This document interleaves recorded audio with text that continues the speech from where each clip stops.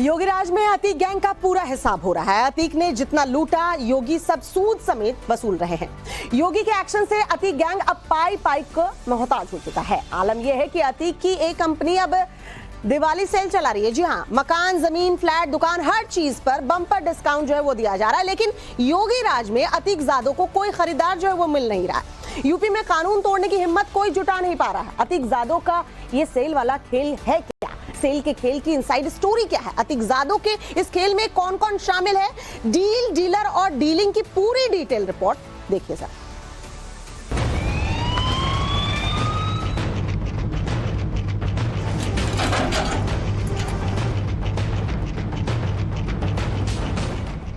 UP में अतीक की बेनामी संपत्ति की सेल, दिवाली का धमाका ऑफर। दिवाली के इस ऑफर में रेट काफी कम और डिस्काउंट बम्पर हैं।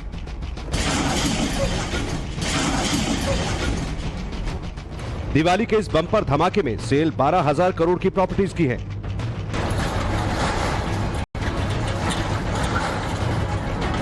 इतनी बड़ी सेल के बारे में ना तो आपने सुना होगा, ना देखा होगा, ना ही इतनी बड़ी होलसेल की बात किसी ने सोची होगी।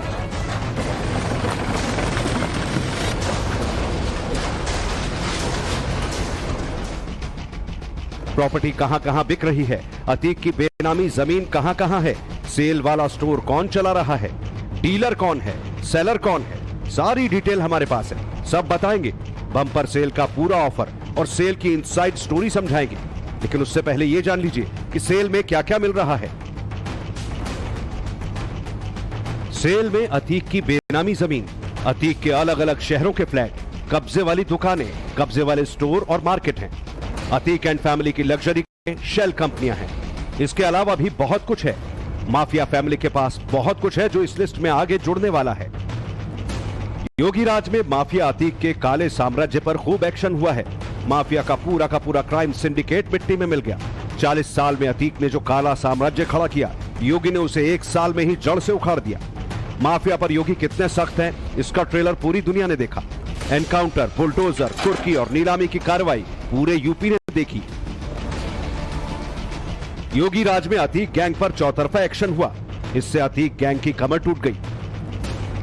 12,000 करोड़ की नेटवर्थ वाला गैंग अब पाई पाई को मोहताज है। अतीक गैंग कंगाल है। इसी वजह से यूपी में दिवाली वाली बम्पर सेल चल रही है। सेल में सौदा अतीक की बेनामी संपत्तियों का हो रहा है। करोड़ों की प्रॉपर्टीज को औने पौने दाम में बेचा जा रहा है, क्योंकि अतीक के बेटों को पता है संपत्ति अगर सरकार के हाथ लगी तो योगी का एडमिनिस्ट्रेशन इसे सीज कर देगा, इनके हाथ कुछ नहीं लगेगा।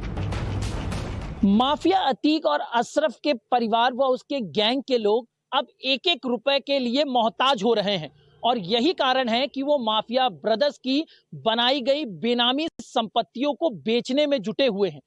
अगर देखा जाए तो इससे पहले माफिया ब्रदर्स का जो वकील है विजय मिश्रा और नैनी सेंट्रल जेल में बंद माफिया अतीक का बेटा अली का बेहद करीबी दोस्त अतीन जफर, ये लोग जुटे हुए थे। लेकिन एक तरफ जहां विजय मिश्रा की गिरफ्तारी हुई और उसे जेल भेजा गया, तो उसके बाद से माफिया ब्रदर्स की बेनामी संपत्तियों को बेचने वाला कोई नहीं था, क्योंकि उनकी दोनों बेगम यानी कि माफिया अतीक की बेगम शाइस्ता और माफिया अशरफ की बेगम जैनब फातिमा फरार हैं और उनके दोनों बेटे एजम और अबान वो बाल सुधार गृह में बंद थे। लेकिन 9 अक्टूबर को वो रिहा हुए हैं, जिसके बाद से वो हटवा गांव में रह रहे हैं। अब सूत्र ये दावा कर रहे हैं कि माफिया के जो बेटे हैं वो अपने दोस्त और करीबियों के जरिए माफिया ब्रदर्स की बेनामी संपत्तियों को बेचने में जुटे हुए हैं।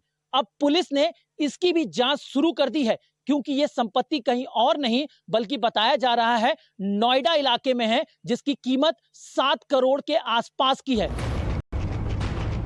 इनपुट मिला है कि अतीक फैमिली अपनी कंगाली दूर करने के लिए अतीक की बेनामी संपत्तियों को बेचने की कोशिश कर रही है।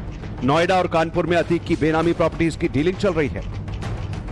नोएडा वाली डील अतीक के बेटे एजम के कहने पर और कानपुर की डील नैनी जेल में अली के कहने पर हो रही है। लेकिन अतीक गैंग योगी से इतना डरा है कि वो इस डील में खुलकर सामने नहीं आना चाहता। इसके लिए अतीक के बेटों ने अपने दोस्तों को काम पर लगाया है। बेनामी प्रॉपर्टीज की इस डील में अतीक के रिश्तेदार भी लगे हैं, क्योंकि इस डील में मुनाफा तगड़ा होगा। अतीक के बेटे कानपुर और नोएडा में उसकी कुछ प्रॉपर्टियों का सौदा करने में जुटे हुए हैं। इस बाबत जो है नैनी जेल में बंद अतीक का बेटा अली अहमद ने अपने एक दोस्त को लगाया था। जो अली अहमद का दोस्त था उसने कानपुर में कई प्रॉपर्टी डीलर और कारोबारियों से संपर्क भी किया था, लेकिन पुलिस को इस बीच सूचना मिल जाती है, जिसके बाद पुलिस अतीक के इस बेटे के दोस्त को पकड़ती है। पूछताछ के दौरान ये पता चलता है कि नोएडा में भी कुछ प्रॉपर्टी है जिसका डील उसके बेटे जो हैं अपने दोस्तों के जरिए करवाने की फिराक में है। इतना ही नहीं, जांच के दौरान ये भी पता चलता है कि अशरफ के जो ससुराल वाले हैं वो भी इन प्रॉपर्टियों की डील में जुटे हुए हैं ताकि इन प्रॉपर्टीज को बेचकर पैसे अर्जित किया जा सके और पुलिस को इस बाबत पता न चले ताकि इन्हें भी कुर्क पुलिस न कर दे। अतीक के बेटे जल्द से इन प्रॉपर्टीज को सेल करना चाहते हैं, लेकिन इन्हें खरीदार नहीं मिल रहे क्योंकि यूपी में योगी है और योगी राज में कानून तोड़ने से हर कोई डरता है। अतीक के बेटे इन जमीनों को बेचकर पैसा जुटाना चाहते हैं, लेकिन उनका ये एक्शन उनको भारी पड़ने वाला है क्योंकि यूपी पुलिस को नोएडा और कानपुर के डीलिंग की इंफॉर्मेशन मिल चुकी है। पुलिस अब अतीक की इन प्रॉपर्टीज की जानकारी जुटा रही है। जल्द ही इन प्रॉपर्टीज को पुलिस सील कर देगी।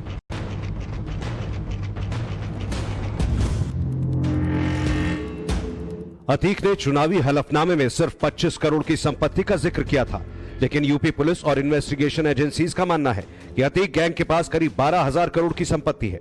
इसमें से कुछ अतीक एंड फैमिली के नाम पर है और कुछ बेनामी।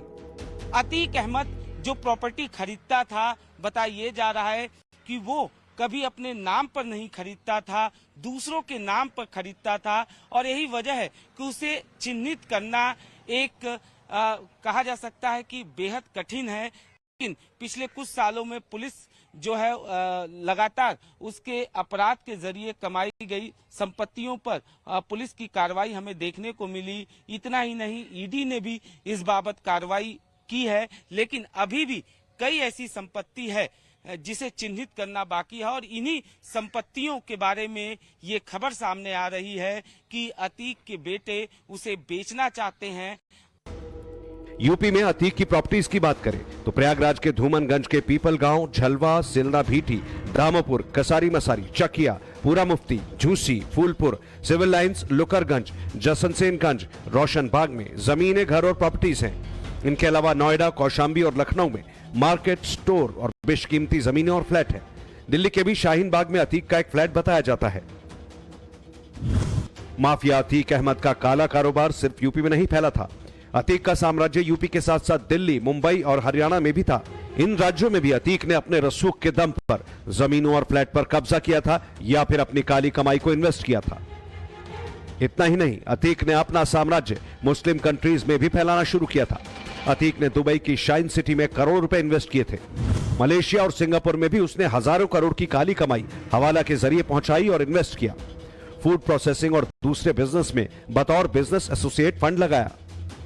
सूत्र बताते हैं कि माफिया ब्रदर्स द्वारा बनाई गई बेनामी संपत्तियों को बेचने में और उनका सहयोग करने में उनके बेटों के साथ अतीक के पुराने गैंग के लोग भी जुटे हुए हैं, क्योंकि उन्हें पता है कि इन बेनामी संपत्तियों को बेचने में काफी लंबा प्रॉफिट हो सकता है, क्योंकि उनके बेटों को असली कीमत नहीं मालूम है। और यही कारण है कि माफिया के जो पुराने गैंग में कभी रहे मेंबर थे वो भी अब उनके बेटों से हाथ मिलाने में जुटे हुए हैं, जिसमें तमाम नाम ऐसे भी निकल के सामने आए हैं जिसमें हरवारा का रहने वाला एक शख्स है जो कभी माफिया के लिए काम किया करता था तो कभी पेशपाल के साथ हो गया।